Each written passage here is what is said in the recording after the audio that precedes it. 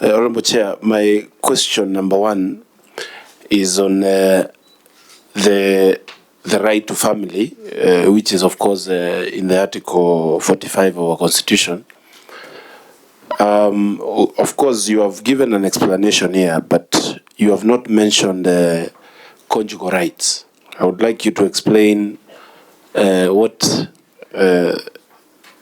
your department is working to ensure conjugal rights, which are also family rights, are also given to your prisoners and your people who you handle. Honorable Chair, I also have a question on the wardens. I do interact a lot with wardens in my prison in Embu, and they live in deplorable conditions, extremely deplorable conditions. I say that without fear of any contradiction, because even simple things such as electric bills, they normally call me to when they are fundraising to pay. I also was following a story that when there was an increment in salaries for police officers, they were not given a fair pay as their colleagues in the other sector. I would like a clarification on that.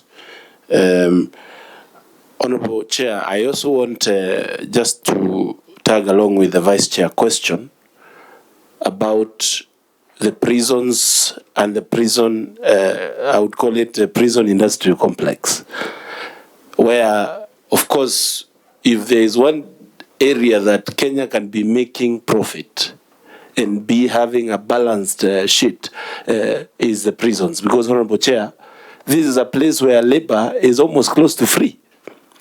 So I would like, and I feel like the CEO evaded that question a little bit because there was a need to come up with facts in terms of what is your A&A and what is your your cost in terms of running the prisons, so that, Honorable Chair, we can see whether, as a committee, there is somewhere where we can assist even on policy directions in terms of making sure the prisons do make resources and make profit. Thank you, Chair. Allow that. So until law is put in place, then at the moment it's not being practiced in prisons. Is there no saying no? Sorry? There is no saying no to Order, Honorable Kitonga. You are out of order. Please proceed, Commissioner General. Thank you, Honorable Chair. And you are also out of order, Vice Chair. you are equally out of order. Honorable Chair. That is powers exclusive for the Chair. Living conditions for prison officers.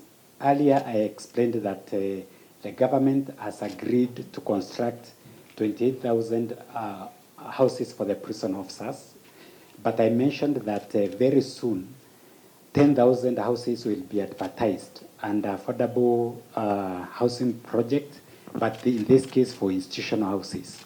So we'll be able now to have houses being built to take care of the welfare of our officers. So I want to confirm before you, Honorable Chair, that the government has put measures in place to ensure our houses for our welfare officers is well taken care of.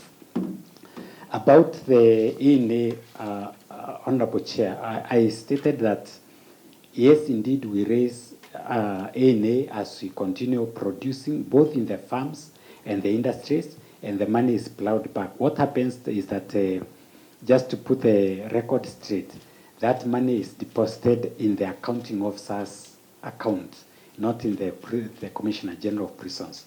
So the accounting officer is the one who is in control of this money. And the money, when you used to have number plates, Honorable Chair, we used to make a lot of A&A. But since the number plate was taken away, we struggle a bit at the moment. That is the true position. And therefore, as you train, as we provide, like, there are places where we cultivate a lot of food stuff like Ngeria, Eldoret, Kitale, Shikusa, among other places. There are places where we plant coffee, others tea. Yes, we do raise a lot of revenue, and we are trying to utilize our land to the best of our ability, but I've said here, Honorable Chair, there is room for improvement.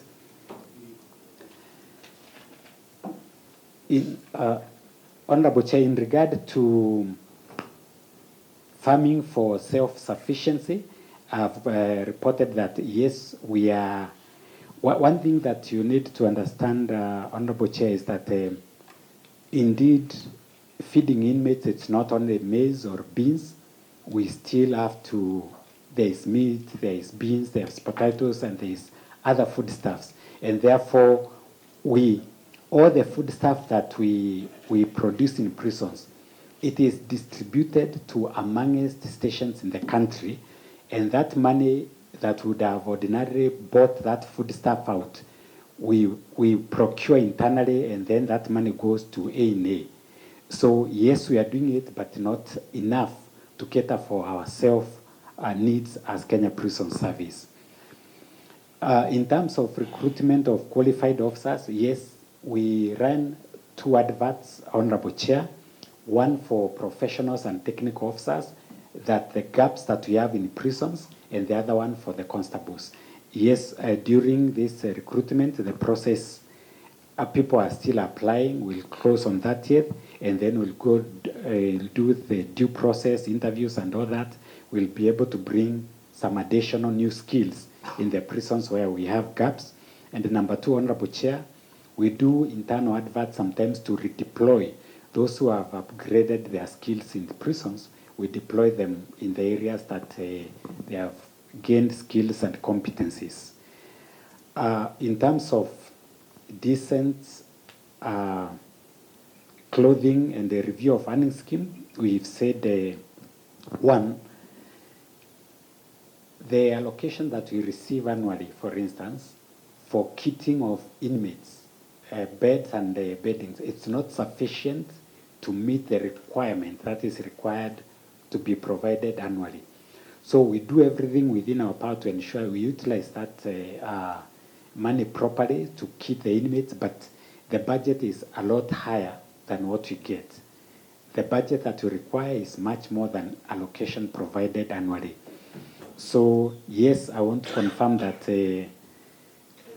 that is being taken care of, and every year we get enhanced allocations to ensure that we keep our inmates properly.